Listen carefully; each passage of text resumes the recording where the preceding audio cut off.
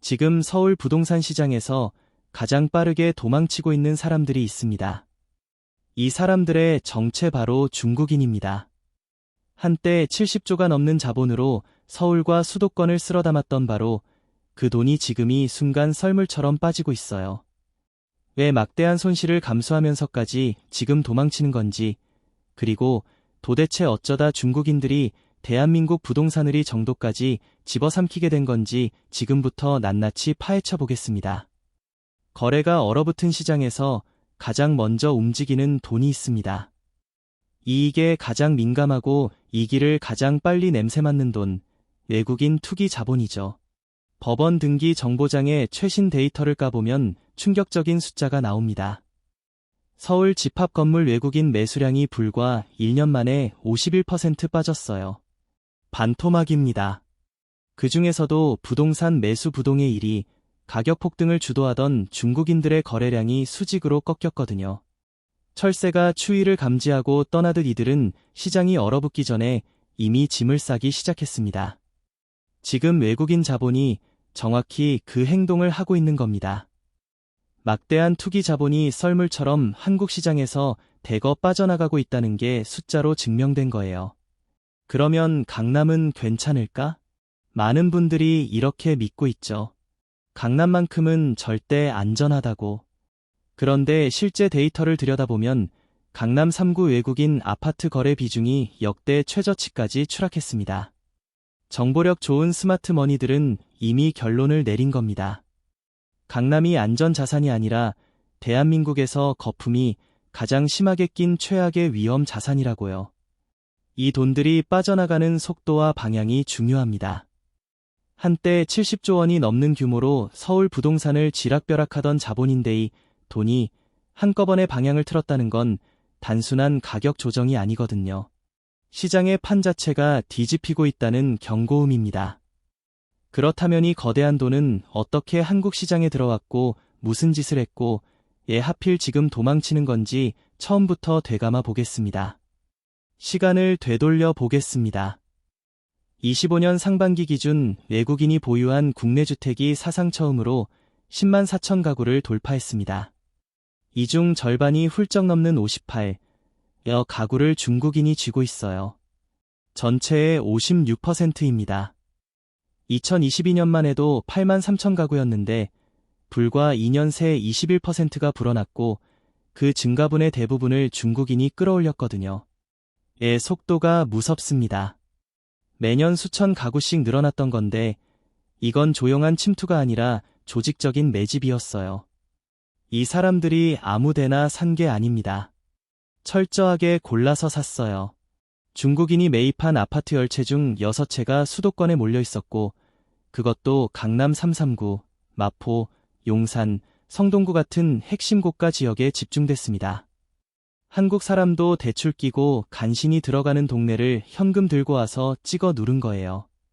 강남구, 서초구, 분당 일부.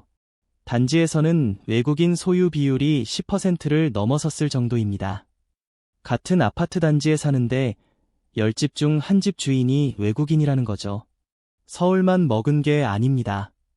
중국 자본의 촉수는 곧바로 경기도 전역으로 뻗어나갔어요. 경기도에서 이루어진 외국인 부동산 매수 중 무려 77%가 중국인입니다. 사실상 독점 수준이죠. 이 사람들이 경기도 아무데나 집어삼킨 게 아니에요. 콕콕 찍어서 샀습니다. 인천 부평이 가장 많았고 부천 원미구, 안산 원구, 시흥, 부천 소사구가 줄줄이 뒤를 이었거든요. 왜 하필이 동네들이냐? 공통점이 있어요. 진입장벽 낮은 중저가 아파트가 깔려 있고 이미 중국인 식당, 중국인 마트, 중국인 커뮤니티가 단단하게 자리 잡고 있어서 추가로 사들이기가 너무 편한 환경이라는 겁니다. 정보도 자기들끼리 돌리고 중개도 자체적으로 해결하고 한 명이 들어오면 10명이 줄줄이 따라 들어오는 구조예요. 여기서 이들의 전략이 뚜렷하게 보입니다. 서울에서는 강남, 용산, 마포 같은 노른자 땅의 고가 아파트를 진로 공략하고 경기권에서는 싼 물건을 대량으로 쓸어 담으며 양으로 눌러버린 겁니다. 위에서는 비싼 걸 골라서 찍고 밑에서는 싼 걸 통째로 가져가는 이중 잠식이 완성된 거죠. 그래서 결과가 어떻게 됐느냐. 2024년 기준 중국인이 국내에 보유한 토지 면적 여의도의 7배를 넘어섰습니다. 여의도 7개를 이어붙인 크기의 땅이 중국인 소유라는 얘기예요. 감이 오시죠? 근데요. 진짜 소름 돋는 건 따로 있습니다. 이 부동산을 싸드인 주체가 보통 투자자가 아니거든요. 경기도에서 아파트를 산 중국인 중에 겨우 8살짜리 어린이가 있었습니다. 초등학교 입학도 안 한 애가 수억 원짜리 아파트를 매입한 거예요. 한국 국민이라면 상식적으로 절대 불가능한 일이죠. 근데 외국인 신분이면 이게 됩니다. 아무런 제재도 자금 출처 소명도 없이 거래가 그냥 성사돼요. 이것만이 아닙니다. 서울의 한 여대에 다니는 것으로 추정되는 중국인 유학생이 16억 4천만 원짜리 5층짜리 꼬마 빌딩을 샀다며 소셜미디어에 매매 명세서를 떡하니 올렸어요. 2년 동안 한국 부동산을 꼼꼼히 물색했고 리모델링해서 임대 수익 올리겠다는 구체적인 사업 계획까지 자랑스럽게 공개했습니다. 한국인 20대는 전세가 모으느라 허리가 휘는데 같은 나이 때 중국인 유학생은 16억짜리 건물주 인증글을 올리고 있는 거예요. 더 최근에는 30대 초반 중국인이 서울 성북동에 있는 119억 원짜리 최고급 대형 단독주택을 국내 대출 한 푼 안 끼고 전액 현금으로 사들였습니다. 119억을 현금으로요. 중국인들 사이에서는 한국에서 건물 샀다, 아파트 계약했다는 인증글이 유행처럼 번지고 있었어요. 한국 부동산 매매 자체가 일종의 과시문화, 자랑거리가 된 겁니다. 8살 어린이, 20대 유학생, 30대 청년이 수억에서 수백억 원대 부동산을 현금으로 찍어내느니 비정상적인 상황. 개인의 능력만으로는 절대 설명이 안 됩니다. 이 뒤에는 개인 투자를 훨씬 넘어서는 거대한 힘이 작동하고 있었어요. 개인이 사들이는 수준이 아니었습니다. 중국 정부가 직접 나섰어요. 2018년 12월 중국 정부는 서울 용산구 이태원동에 위치한 1256평 거대한 토지를 약 299억 원에 매입했습니다. 대한민국의 심장부 용산 한복판을 중국 정부가 산 겁니다. 더 이상한 건 거래 과정이에요. 이 부지 중 일부는 원래 대한민국 정부 소유였는데 민간에 매각된 지 불과 1년 반 만에 중국 정부 손으로 넘어갔거든요. 소유권이 한 바퀴 돌아서 중국으로 간 겁니다. 주한 중국 대사관 측은 공무용지로 쓸 거라고 해명했지만 정확히 뭘 짓겠다는 건지는 끝내 밝히지 않았습니다. 진짜 문제는 위치예요. 이 부지가 대한민국 국방부 청사와 불과 1km 대통령 관저인 한남동 관저에서 약 1.5km 거리에 있습니다. 국가 핵심 시설 바로 코앞에 중국 정부 소유당이 떡하니 박혀 있는 거죠. 그리고 이 땅의 현재 시세가 약 1천억 원입니다. 299억에 사서 3배 넘게 뛰었어요. 막대한 시세 차이까지 고스란히 챙긴 셈이죠. 2026년 현재까지도 중국 정부는 이 부지를 단 한 뼘도 돌려주지 않고 그대로 쥐고 있습니다. 개인부터 정부까지 중국 자본이 이렇게까지 한국 부동산에 매달리는지 이해하려면 지금 중국 본토에서 무슨 일이 벌어지고 있는지를 먼저 봐야 합니다. 중국 정부는 경제 성장률이 5%라고 공식 발표하고 있어요. 다른 나라보다 높다고 자랑도 하죠. 근데 이 5%라는 숫자조차 국유 기업들이 억지로 쥐어짜낸 실적에 온갖 통계 마사지를 거쳐 간신히 맞춘 결과입니다. 일반 중국 인민들이 체감하는 실물 경제는이 숫자보다 훨씬 처참해요. 중국 가의 전체 자산의 70%가 부동산에 몰려 있습니다. 집이 곧 노후 자금이고 자녀 교육비이고 결혼 자금인 거예요. 근데 이 금고가 무너지고 있어요. 25년 기준 주요 대도시 주택 가격이 전년 대비 6-4% 빠졌고 2선 3선 중소도시는 10%에서 20%까지 폭락했습니다. 집값이 떨어지니까 14억 인구가 동시에 지갑을 닫아버렸어요. 역자산 효과가 나라 전체를 덮친 겁니다. 소비만 멈춘 게 아닙니다. 부동산 시장 자체가 무너지고 있어요. 공사비가 없어서 건축이 멈춘 미완공 아파트. 중국에서는 라네이러우라고 부르는 썩은 건물이 전국에 넘쳐나고 있고 평생 모은 돈으로 계약금을 냈는데 집이 안 지어져요. 입주를 못하는 거죠. 결국 이 사람들이 대출 상환을 집단 거부하는 모기지 보이콧까지 터졌습니다. 중국 최대 민영 부동산 개발사 황단은 2024년 청산명령을 받았고 가장 안전하다던 우량 개발사 완마저 유동성 위기에 빠졌어요. 이 위기의 밑바닥에는 지방정부들이 페이퍼 컴퍼니를 통해 숨겨둔 약 1경 1,400조 원의 부채가 깔려 있습니다. 본진이 이렇게 불타고 있으니 14억 인민과 거대 자본은 살아남기 위해 대탈출을 시작한 겁니다. 그 위기가 가장 먼저 덮인 건 청년 세대였습니다. 경제의 허리를 떠받쳐야 할 청년 세대부터 무너졌습니다. 2025년 8월 기준 중국 청년 실업률 18.9%, 5명 중 1명이 일자리가 없어요. 젊은 사람이 일을 못 구하면 뭐가 됩니까? 소비가 죽고 결혼이 줄고 출산이 멈춥니다. 나라의 미래 엔진이 통째로 꺼지는 겁니다. 서민들은 말 그대로 목숨을 걸고 탈출하고 있어요. 2023년 한 해 동안 멕시코 국경을 넘어 미국 입국을 시도하다 적발된 중국인만 3만 명을 넘었습니다. 본국에 남는 것보다 차라리 낫다는 판단인 거죠. 부유층은 또 다른 방식으로 도망칩니다. 싱가포르, 홍콩 같은 금융허브를 통해 투자금을 우회시키거나 일본과 한국의 아파트를 집중적으로 사들이며 자본을 빼돌리고 있어요. 대다수 중국인들은 시진핑 1인 독재의 체제가 유지되는 한 경제가 나아질 일이 없다고 보고 있습니다.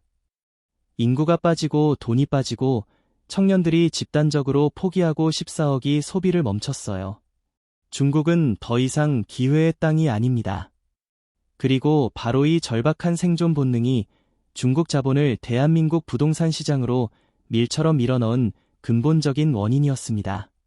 그러면 왜 하필 한국이냐?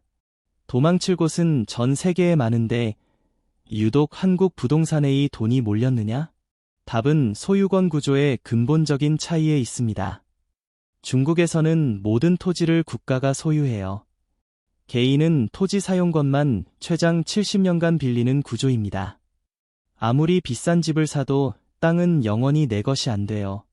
70년 지나면 다시 국가한테 돌려줘야 하는 거죠. 내 집인데 내 땅이 아닌 겁니다. 근데 한국은 완전히 다릅니다. 토지와 건물을 모두 완벽하게 영구적으로 소유할 수 있어요. 중국인 입장에서 보면 본국에서는 절대 불가능한 완전한 재산권을 한국에서는 법적으로 보장받을 수 있는 겁니다. 이게 엄청난 매력이에요. 여기에 타이밍이 겹쳤습니다. 중국 본토 부동산이 극심하게 침체되면서 자국 내 자산 가치가 끝없이 빠지는 공포가 중국 전역에 퍼졌거든요. 실제로 지금 중국 전역에 주인 없이 방치된 빈집이 무려 1억에 달합니다. 거품이 터지면서 아무도 안 사는 유령 아파트가 나라를 뒤덮은 거예요. 정리하면 이렇습니다. 자기 나라에서는 집값이 폭락하고 있고 토지는 영원히 내 것이 될 수 없고 정부가 언제든 뺏어 갈 수도 있어요. 반면 한국에 오면 완전한 소유권의 가격 상승까지 기대할 수 있었던 겁니다. 돈이 안 몰려들면 그게 오히려 이상한 구조였죠. 그리고 이 사람들은 한국에 와서 단순히 집만 산 게 아닙니다. 세계 어디에도 없는 한국만의 독특한 제도를 무기로 활용했어요. 한국에만 있는 독특한 제도가 뭐냐? 전세입니다.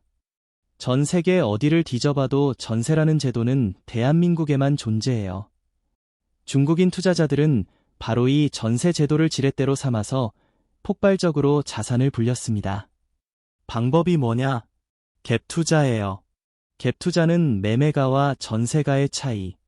그 갭만큼만 자기 돈을 넣고 나머지는 한국 세입자의 전세 보증금으로 채워서 집을 사는 방식입니다. 예를 들어볼게요. 10억짜리 아파트가 있는데 전세가가 7억이에요. 그러면 중국인 투자자는 자기 돈 3억만 넣으면 됩니다. 나머지 7억은 한국 세입자가 대신 채워주는 거예요. 남의 돈으로 집을 사는 겁니다. 그것도 완전히 합법적으로요.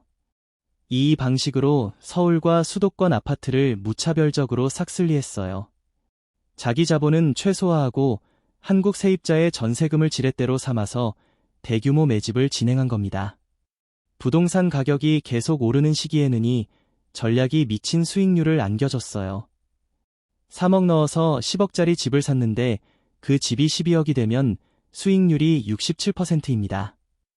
적은 돈으로 여러 채를 동시에 사서 자산을 기하급수적으로 불릴 수 있었던 거죠. 본국에서는 토지 소유조차 못하는 사람들이 한국에서는 남의 돈으로 집을 사고 시세 차익까지 고스란히 가져가는 구조가 완성됐습니다.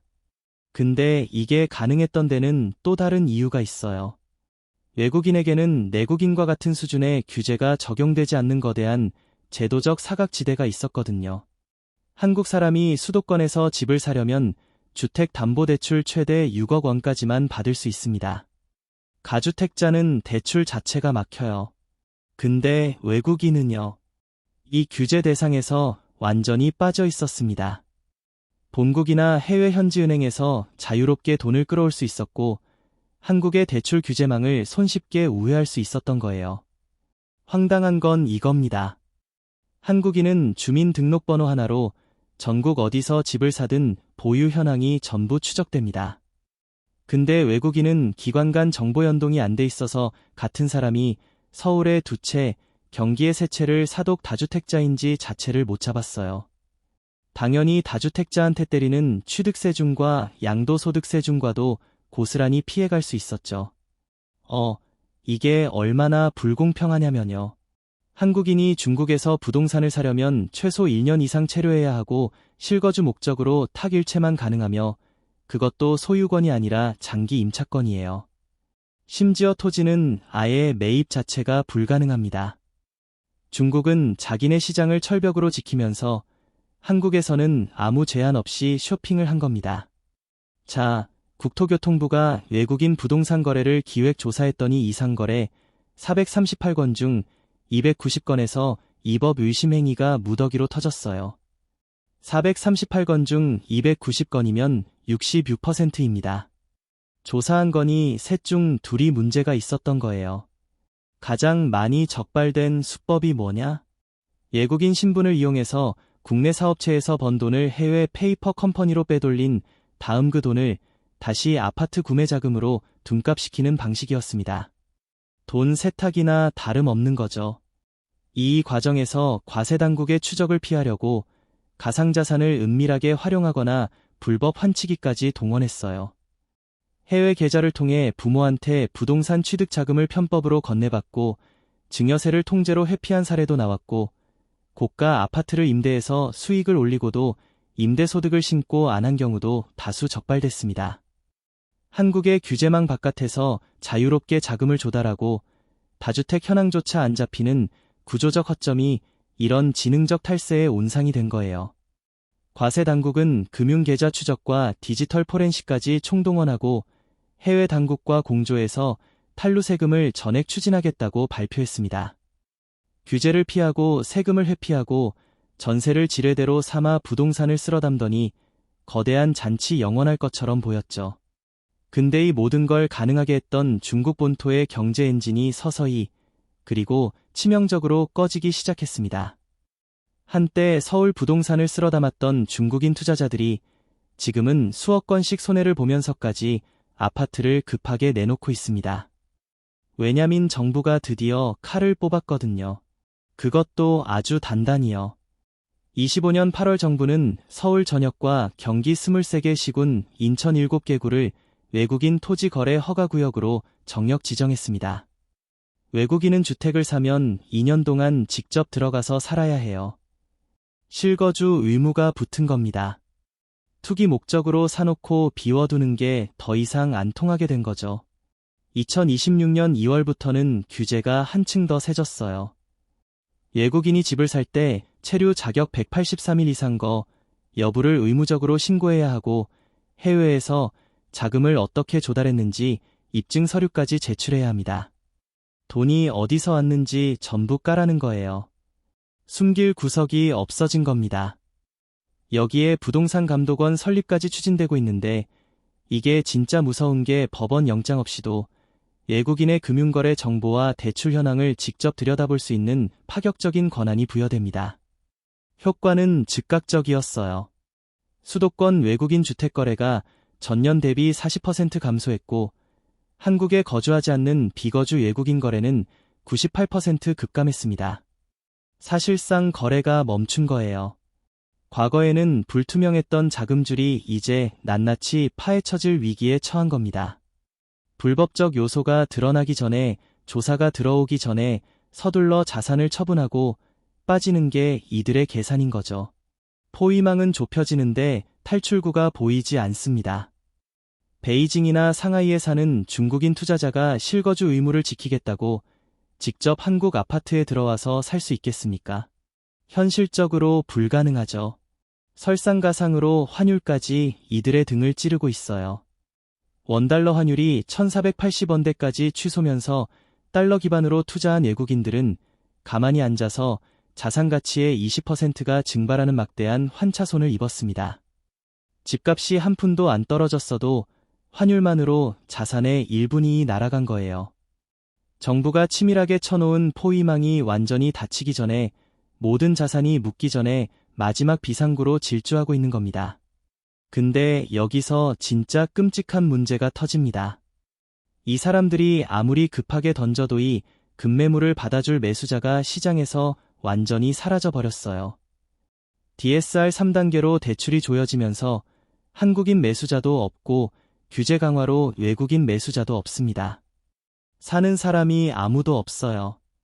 자금 압박을 못 견디면 결국 경매로 넘어가거나 시세보다 수억 원 밑으로 던질 수밖에 없는데 이게 전세가율 붕괴를 동반한 연쇄 폭발의 신호탄이 됩니다.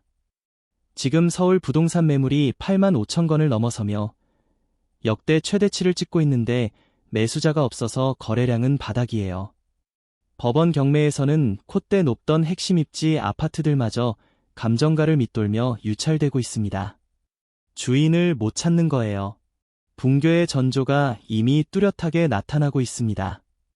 언론에서는 내년 입주 물량이 부족하니까 집값이 버틸 거라고 말합니다. 근데 현실은 다릅니다. DSR 3단계가 매수 수요를 통째로 죽여버렸어요. 공급이 아무리 적어도 살 사람이 없으면 가격은 절대 못 버팁니다. 외국인 투기 자본의 매도 방식은 냉혹합니다. 수익률이 마이너스로 돌아서면 자비 없이 수억 원씩 호가를 깎아서 던져요. 내 집 마련의 꿈 같은 거니 사람들한테 없거든요. 숫자가 안 나오면 끝입니다. 이렇게 쏟아진 급매물은 주변 시세를 같이 끌어내립니다. 한 채가 5억 깎여서 팔리면 옆 단지도 호가를 낮출 수밖에 없어요. 도미노가 시작되는 거죠. 정부도 손을 못 쓰고 있습니다. 가계부채가 이미 임계점을 넘었기 때문에 과거처럼 대출 규제를 풀어서 집값을 방어할 수가 없는 겁니다. 억지로 돈을 풀면 국가 신용등급이 강등될 수 있는 외통수에 걸려 있어요. 규제를 풀 수도 없고 안 풀 수도 없는 상황인 거죠. 실제 지표도 이걸 보여주고 있습니다. 코즈 주택 가격 전망지수는 한 달 만에 11포인트 급락한을 기록했고 가계부채 전망지수는 7년 만에 최저치인 90까지 떨어졌어요. 집값이 계속 오를 거라는 기대 심리가 꺾이기 시작한 겁니다. 지금 서울의 부동산 지표는 1990년대 초반 도쿄버블 붕괴 직전 상황과 소름 돋을 정도로 닮아 있습니다. 거품이 거치는 속도는 거품이 만들어진 속도보다 항상 빠릅니다. 누군가 5억 깎아서 던진 금물을 지금 덜컥 사는 건 투기꾼이 버리고 간 시한폭탄을 내 돈 주고 떠왔는 거예요. 떨어지는 칼날을 맨손으로 잡지 마세요. 칼날이 바닥에 박혀서 진동이 완전히 멈출 때까지 냉정하게 지켜봐야 합니다. 진짜 바닥의 신호는 세 가지예요. 경매 낙찰가율이 60%대까지 추락하고 전세가율이 60% 이상으로 회복되고 미분양 물량이 정점을 찍고 감소로 돌아서는 것. 이 셋이 동시에 뜨기 전까지는 어떤 급매물도 바닥이 아닙니다. 지금은 현금이 왕입니다. 거품이 완전히 거친 뒤 알짜 입지를 헐갑에 잡을 기회는 오직 흔들리지 않고 준비한 사람에게만 옵니다. 70조 중국 자본이 빠져나간 자리 여러분은 어떻게 보시나요? 진짜 폭락의 시작일까요? 아니면 거품이 걷히고 나면 기회가 올까요? 댓글로 여러분 생각 남겨주세요. 부동산은 결국 공포가 지배할 때 숫자를 냉정하게 들여다보는 사람이 살아남는 게임이거든요. 오늘 영상 도움됐다 싶으면 좋아요 한번 시원하게 눌러주시고요. 부동산 관련해서 궁금한 거 있으면 댓글로 남겨주세요. 제가 또 밤새고 체크해서 다음 영상으로 가져올게요. 구독이랑 알림 설정 꼭 해두시고 우리 다 같이 부자 됩시다.